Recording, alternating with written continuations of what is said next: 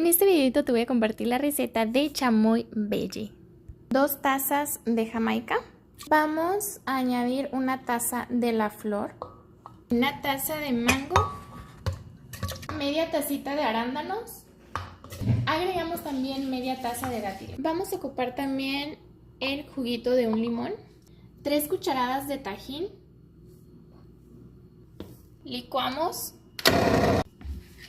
vaciamos en un recipiente y así más o menos queda nuestro chamoy.